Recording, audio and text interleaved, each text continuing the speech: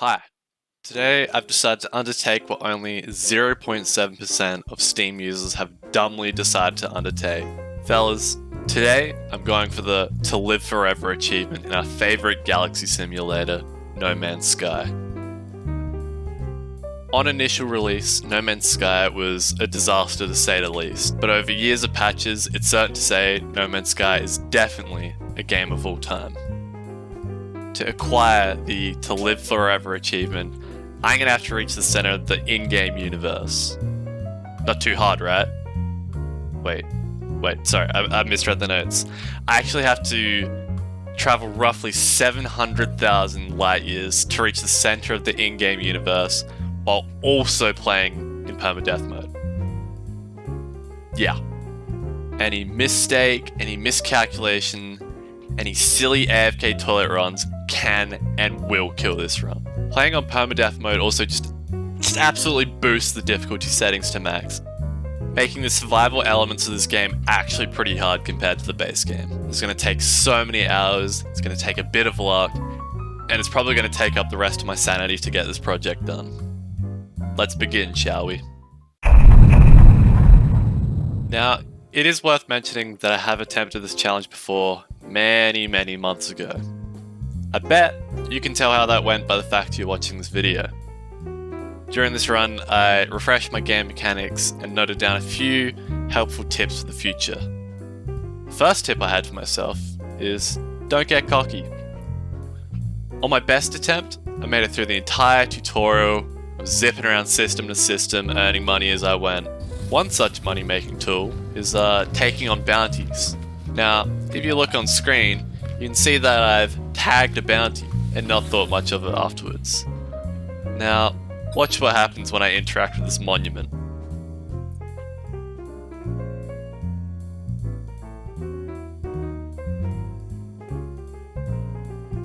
Yeah, not good, is it, mate? Bruh. Being so far into this run, I think just tilted me beyond belief. Dying in this way was not fun. After this, my attempts at this challenge stopped for the time being.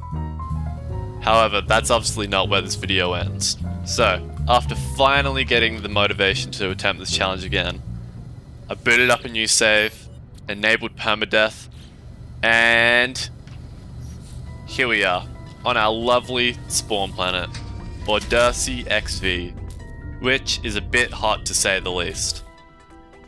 On Perma-Death saves, the majority of the starting system's planets are actively trying to kill you. To avoid dying to the environment, our exosuit needs sodium to refill our hazard protection, and oxygen to refill the life support. However, to find nodes of these elements, we need our scanner, which on spawn is broken. Our first mission, obtain some ferrite dust and fix the scanner.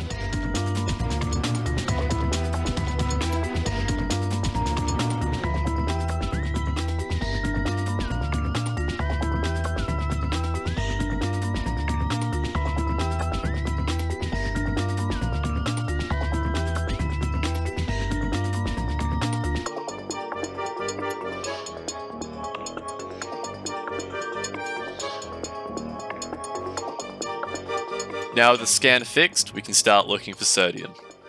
Now, I know what you're thinking, you seasoned travelers watching this video. Why not just make ion batteries and life support canisters, huh? Well, to be completely honest with you, I forgot. Anyway, if we ever want to get to the center of the galaxy, we're gonna need a ship. And thank God the quest marker points me straight to one.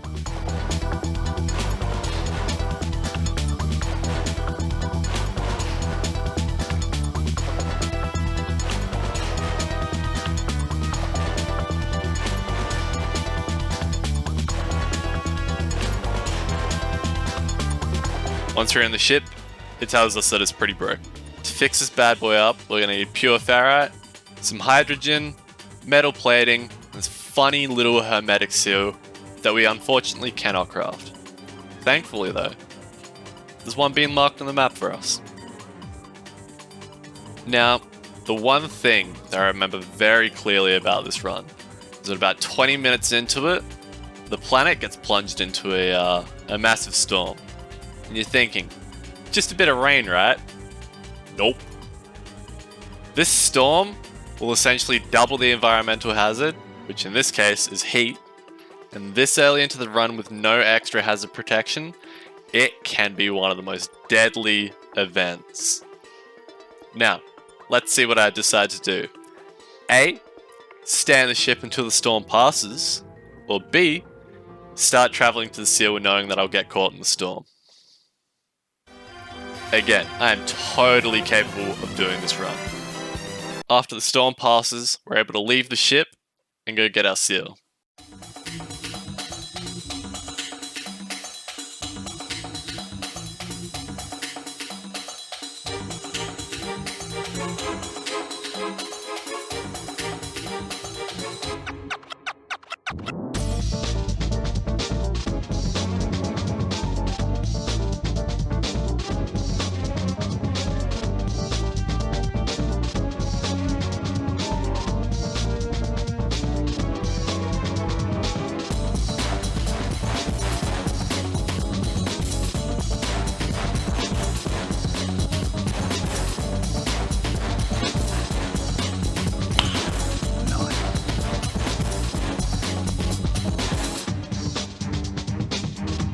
Time for launch.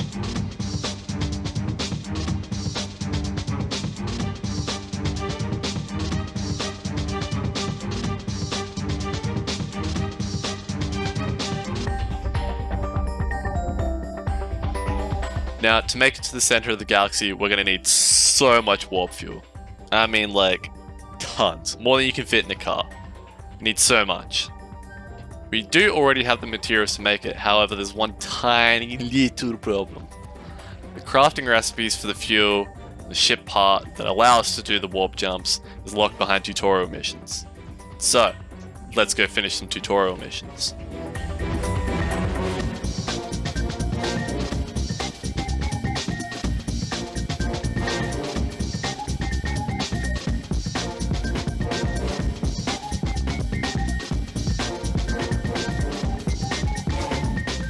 Now, as we approach this planet, you may have noticed something on the planet scan.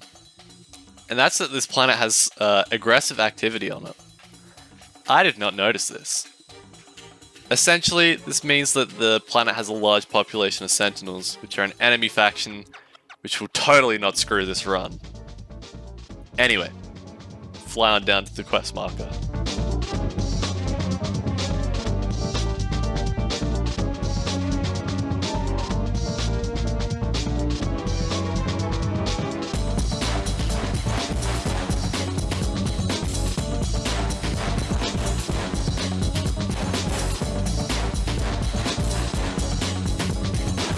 The next quest requires us to make a base computer, which requires chromatic metal, which also requires us to smelt copper in a furnace.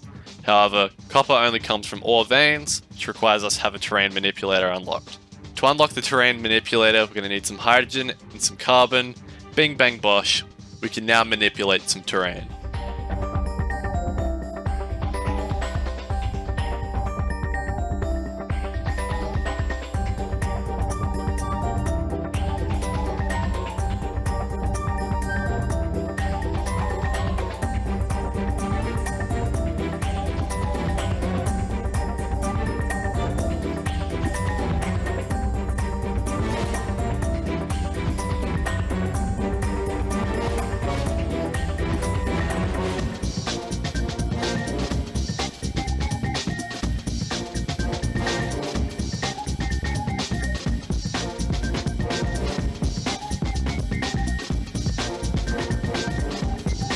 Nice.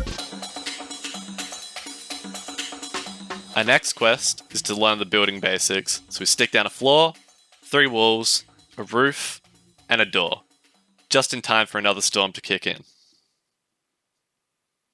This base location obviously isn't ideal, but look, at this point, I was just trying to finish these tutorial quests. After waiting out the storm, the next step in the questline is to research and smack down a teleporter and some power generation. And at this point, I personally discovered my new favorite rock.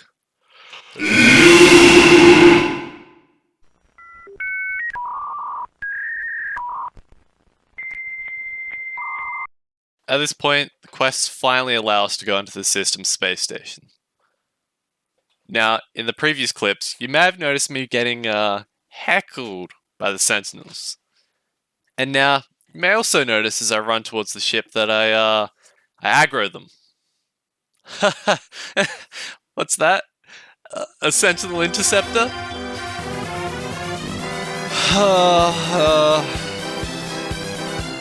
Now, much like how I forgot that ion batteries and life support canisters were a thing, I also forgot that rockets exist on the ships for combat.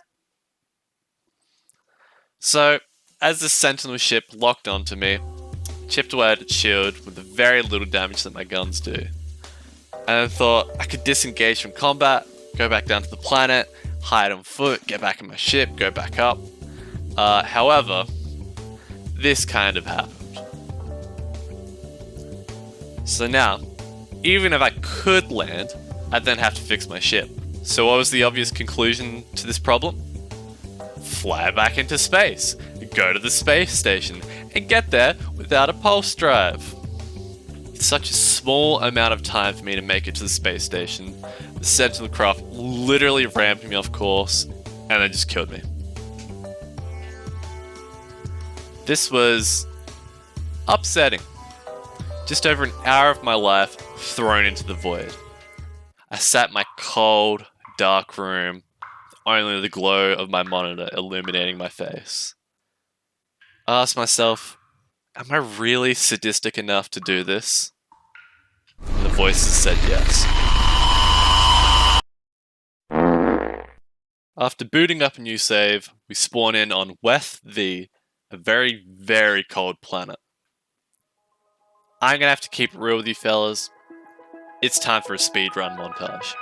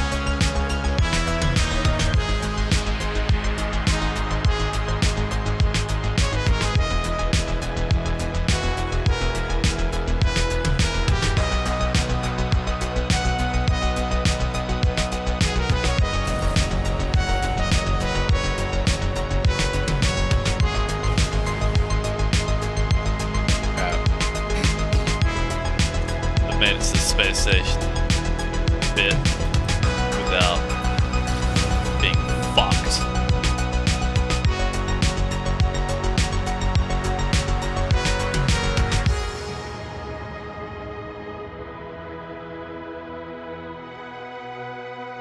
This time, I managed to avoid aggressive sentinels and get to the space station quest faster than I had in my previous attempt. Upon arriving in the station, we meet the race that control the system, the robotic people named the Korvax. After learning some of the local language, I drip out the character model and then teleport back to base. We're getting so close to unlocking the warp fuel, I can almost smell the leaking antimatter that is curdling my brain. The base computer tells me to seek out a distress signal that is very close by, which reveals this to us.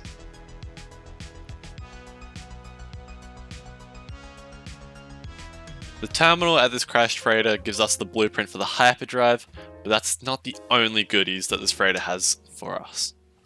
In this crashed freighter, there's some storage containers, which sometimes have either the housing for warp cells, the antimatter for the fuel, or even just have the fuel straight up.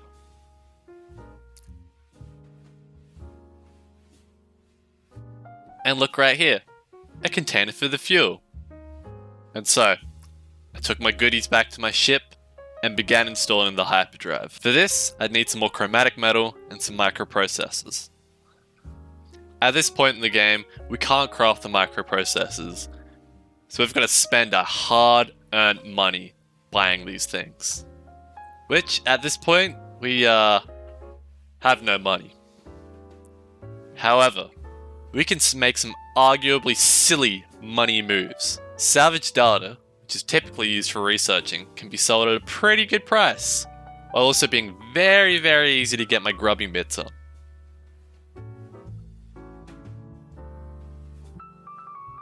After plundering some data, we then return to the space station, earn a healthy amount of units, which actually gives us double the amount that we needed. Now we just need the antimatter.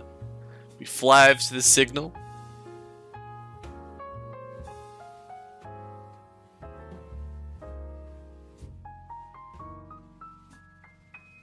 and obtain the recipe for antimatter. Take that, modern day science, making particle accelerators for antimatter when all we need is some smelted copper and some condensed carbon. And without further ado, we craft the warp cell, get up into space, and we launch. We don't have enough fuel.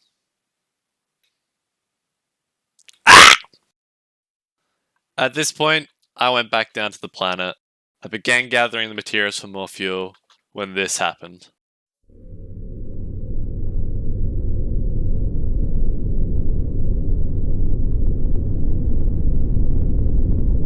Well, time to burn this whole planet to the ground.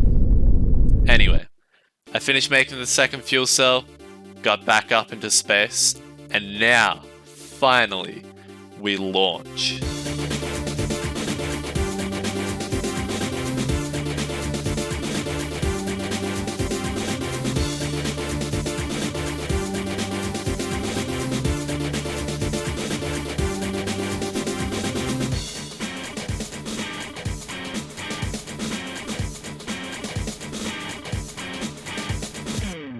This put us 50 light years closer to the center of the galaxy. Only 688,550 more light years left to travel.